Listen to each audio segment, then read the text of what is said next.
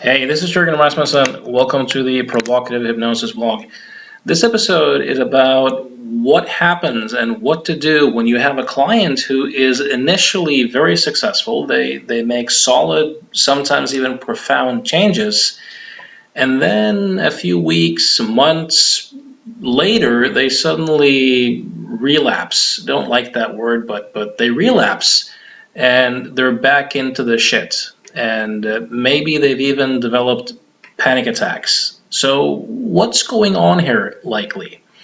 And what do you do? So, before we go into that more specifically, I would like to offer you a definition that I've modified a little bit from the meditation teacher Shinsen Young. And he talks about psychological suffering as thoughts and feelings multiplied by resistance. So that means that it's not the thoughts and feelings in and of themselves, but it's the resistance. It's when we determine that some internal experience is unacceptable. I must not think this way, or I must not feel this way, or I have to get over this, or I have to control this. This has to go away, something like that. So if I if I put some set of body sensations, images, self-talk, concepts, if I determine that some of these are unacceptable, then they're likely to start emerging quite often. And as a result of them emerging quite often, I'm likely going to perceive them as very important. This is circular logic in some sense, but they appear all the time, therefore they have to be important. And they're important because they appear all the time. And instead of the experiences arising and dissolving as other experiences do continuously, we identify with them, we fight them, we do our best to avoid them, or we start to create a lot of storytelling and a lot of rumination around it to try to figure it out. Now, there are three typical masturbatory demands that have a tendency to be at play when people drive themselves nuts. I've gotten this from Albert Ellis, and I found in my own practice that this is accurate. So the first masturbatory demand is I must succeed. So instead of merely preferring to succeed or wanting to succeed at something, we demand that therefore we must succeed. And then if we don't, it's horrible. And then we have a tendency to label ourselves as failures or not enough based upon this, right? So it's the masturbatory demand and the self-rating that we globally rate ourselves based upon our performance that really drives us a bit nuts. Now, the second demand is about other people.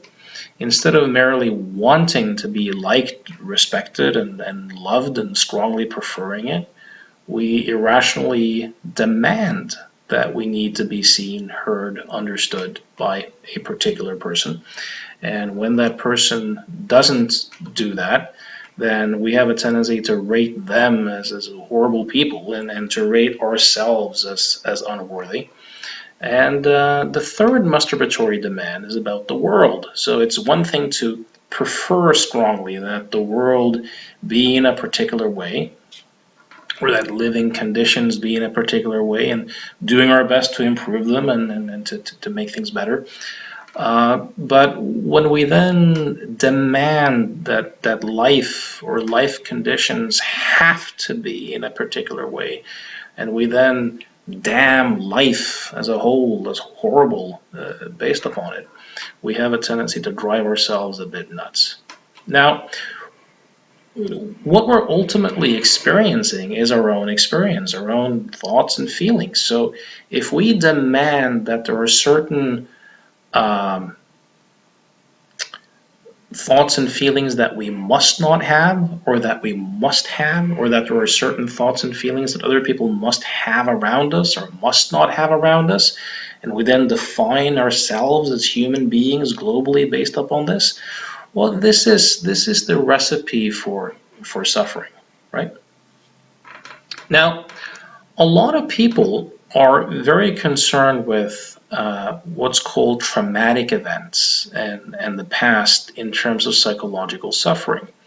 But I'm here to tell you that success, even profound success, getting what you've really wanted, can be quite detrimental if you operate strongly from this type of internal masturbation.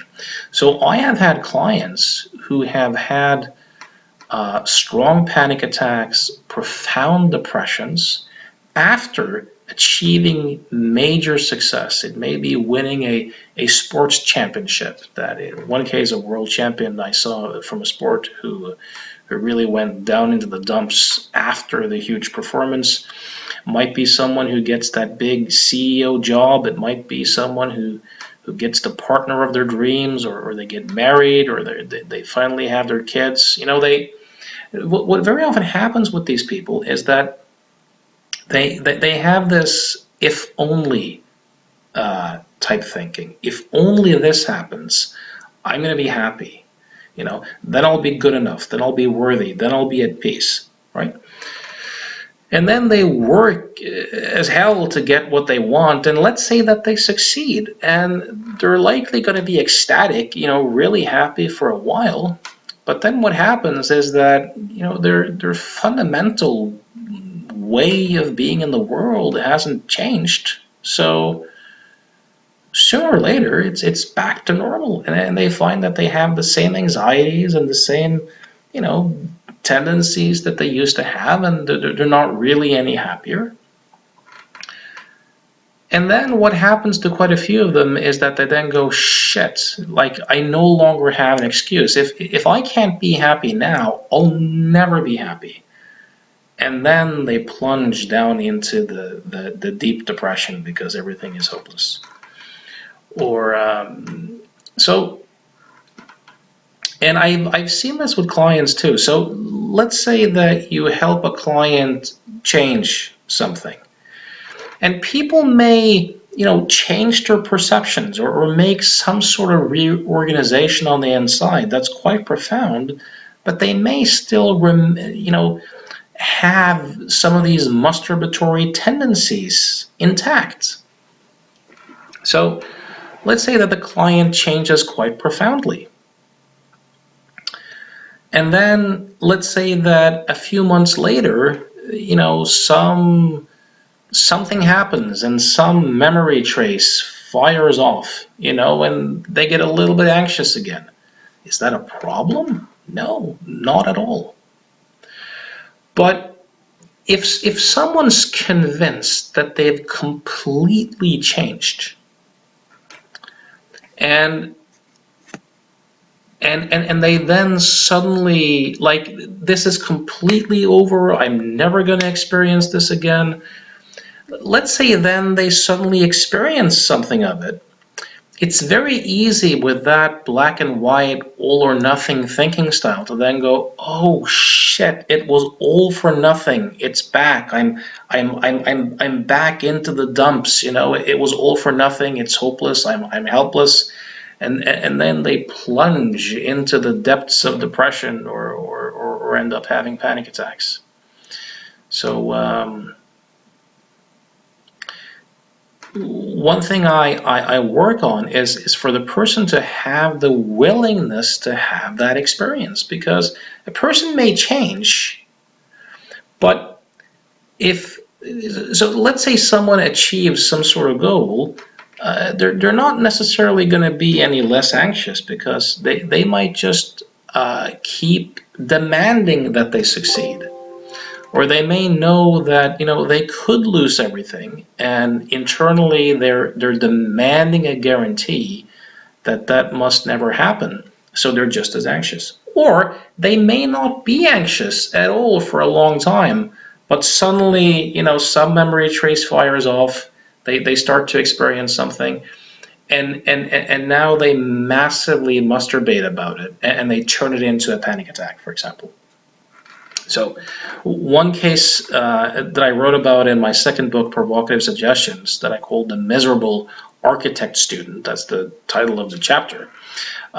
This guy was an architect student, and he put a lot of pressure on himself to be top of his class. So he was masturbating about performing and studying and succeeding, and he had a lot of anxiety around that. And what happened, when he came to see me, he was profoundly depressed. So he had gone from school is everything, this architecture profession means the world to me, to I don't care at all. It means nothing. I have no motivation. I have no interest, nothing. Now, sometimes people don't have any motivation or interest per se, but when this happens, it's not that people have changed their thinking style per se. It's often still the same absolutistic, black and white, all or nothing style thinking where I have to perform, I have to be top of my class, I have to achieve these goals. But if the person at some point loses faith that they'll be able to do it, like they realize I'm not going to be top of my class, I'm not going to achieve this goal, what sometimes then will happen is that they just masturbate in the other direction, and now it's completely hopeless, and it means nothing.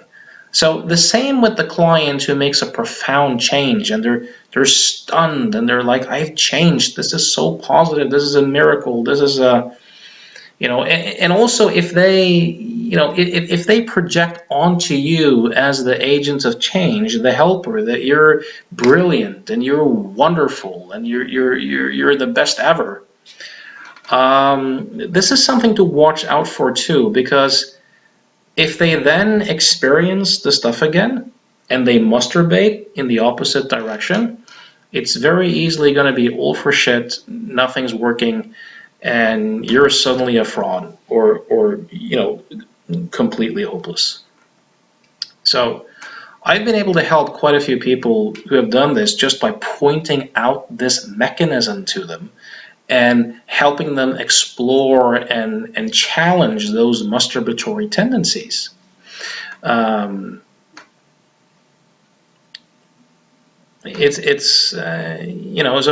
say that you work with someone who was scared of flying, and sometimes when people change, they make positive changes, but then they demand a guarantee that the changes must hold up, and therefore they get anxious because they internally know at the same time that they don't have that guarantee. So this is always something to look out for. Here's something else too. Let's say you have a client who makes a quite profound change. When they're first in the office, they may be not necessarily convinced that they're going to change, but they're exploring the process, they're doing it, and some reorganization or insight happens internally, and they make some sort of change, right? And now they're super happy with this new change. So in the back of their mind, they may be demanding that the change has to be there, or that they must never revert back. And when they then do, they may panic around it. Now, when they come back to you as the agents of change to do the session, you may be doing the same approaches. You may be doing the same thought experiments or the same techniques with them. But what's likely happening is that they're doing the technique or the thought experiment in service of resistance, meaning when they're now in your office, there's the mindset of this has to go away. I really, this has to work. You know, if I only do this, then this has to go away. So if the client does a thought experiment, or let's say name it, find it, or something like that, and it's in service of resistance, you're just going to amp up the resistance.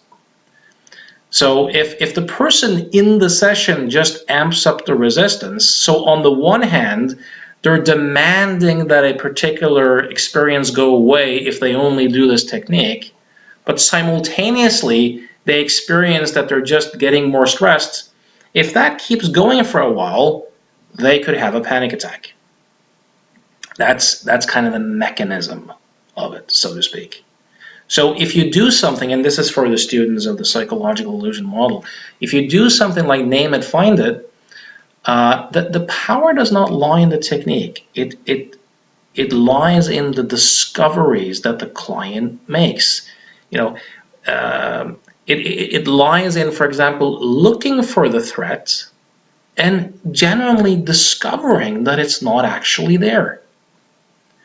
So it's one thing for a change process to be driven by a quest for truth in a curiosity where you genuinely take a look at something and you realize that it's not what it seemed to be, versus doing a change process and doing it in service of resistance.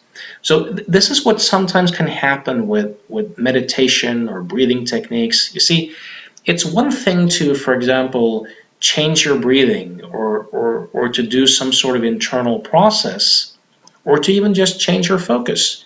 Your experience is most likely going to change.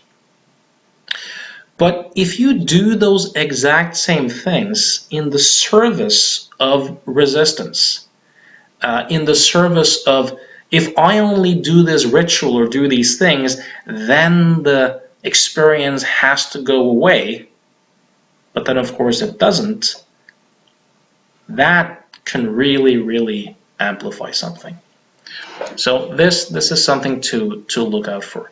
Now, in terms of panic attacks, it's really important to so I'll give some general suggestions and ideas here, and a couple of them a bit more specific for the people who study, you know, my approach to doing things. But in my experience, and I've done a lot of work with people with panic attacks, when people develop panic attacks, it's always after a period of a lot of rumination, of a lot of thinking, a lot of internal pressure.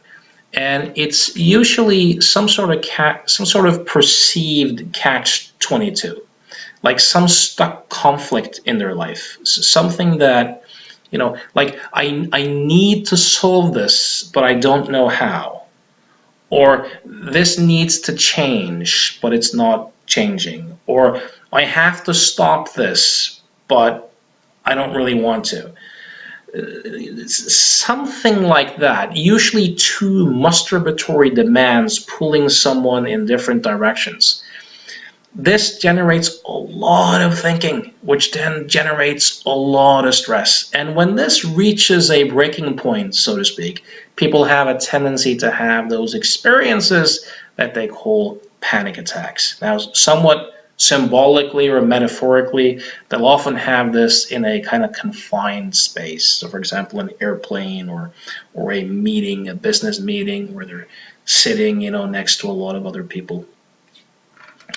So I usually talk to people about that, and almost without exception, people go, yes, that's me. So I help them explore their masturbatory demands, and either to dispute them or to help them really discover that these are thoughts. You know, then they have a tendency to lose their power, then the excessive stress has a tendency to go down, and then they have a tendency to dissolve. Now, if you work with someone with a panic attack, and they had a particular life circumstance that they were in conflict about, it can help sometimes to help them find practical solutions to that. or to check with them, whether those particular life circumstances have changed or whether they've, found a solution. And if not, to help them with their state of mind so that they can calm down and discover what the thing to do for them is. Very often, that initial set of circumstances may be gone, but they have a tendency to do a lot of masturbatory thinking, and when the stress level gets high enough, they get the panic attack as kind of a warning. Or they may be fearing having a new panic attack. Now, something I teach people to do is I have them put their hand on the table, and I have them, feel into what they're feeling there and close their eyes, and I ask them, what do you feel? And most of the time, people say stuff like, I feel a table, and I feel my hand, and it's kind of hard surface.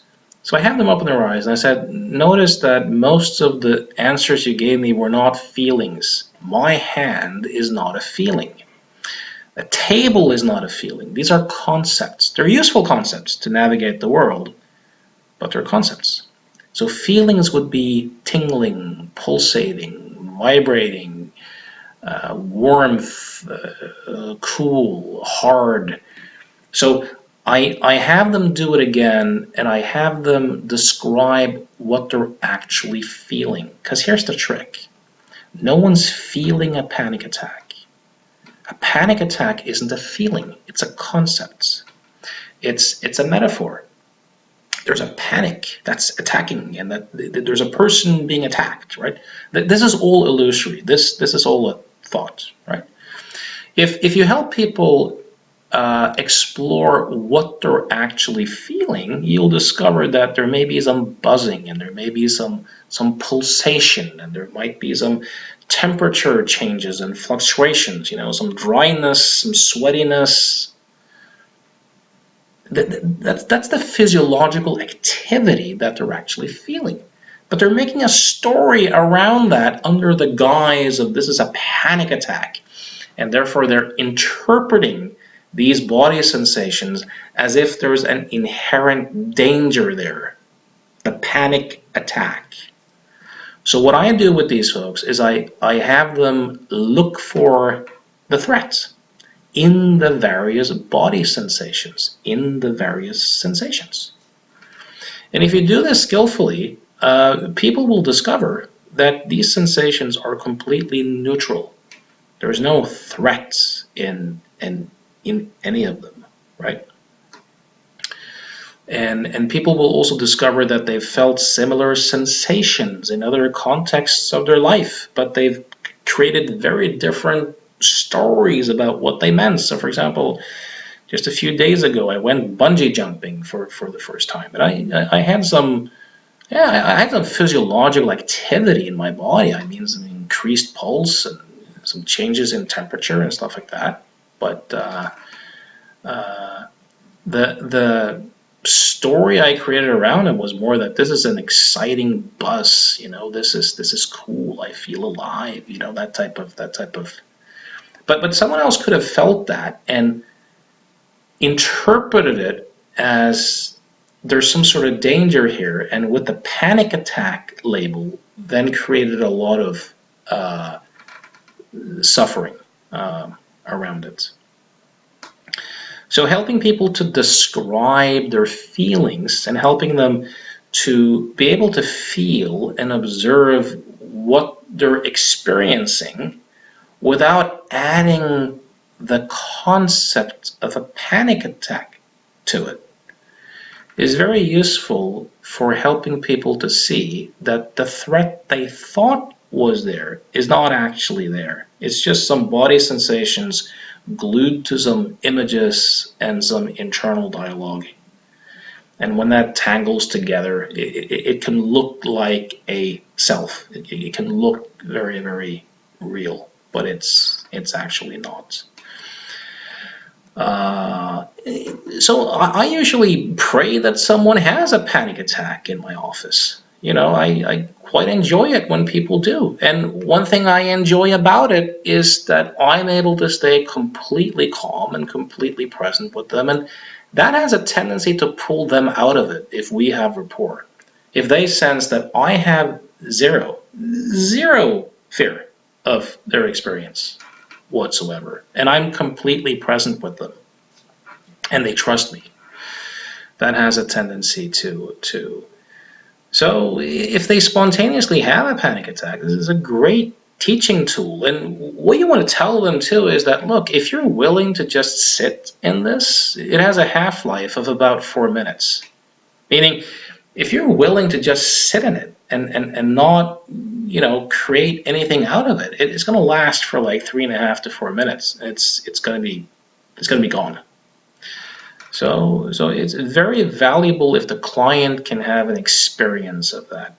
Now, in terms of breathing, again, if you do this in service of resistance, that can increase your stress levels. But if you just do it to just alter your states, know that if you do slow rhythmic breathing where the out breath is as long or longer than the in breath, it's very difficult to be anxious or to panic. So 5-5 breathing can be good, meaning breathing in at the count of 5, breathing out at the count of 5, and just counting the breaths, right? Or Andrew Weil has a technique he calls 4-7-8, where you breathe in at the count of 4, you hold it at the count of 7, and you breathe out at the count of 8. You do that for 4 cycles. This can be a very effective way to stop a panic attack or to just breathe yourself out of one. So there's a video on YouTube called 4-7-8 breathing. It's Dr. Andrew Weil. I recommend having a look at that. But again, as my good friend Howard Cooper says, if you're going to guide someone to see that there's no monster under the bed, it really helps if you actually know that there is no monster under the bed. So I hope these ideas were useful. If you'd like to work with me, you can get in touch with me through provocativehypnosis.com. Shoot me an email. My next seminar is in September, UK, London, 2019. Go to rapidchange.works. And after that, I'm going to be doing a seminar in January in Copenhagen. So check that out as well. All right, till next time.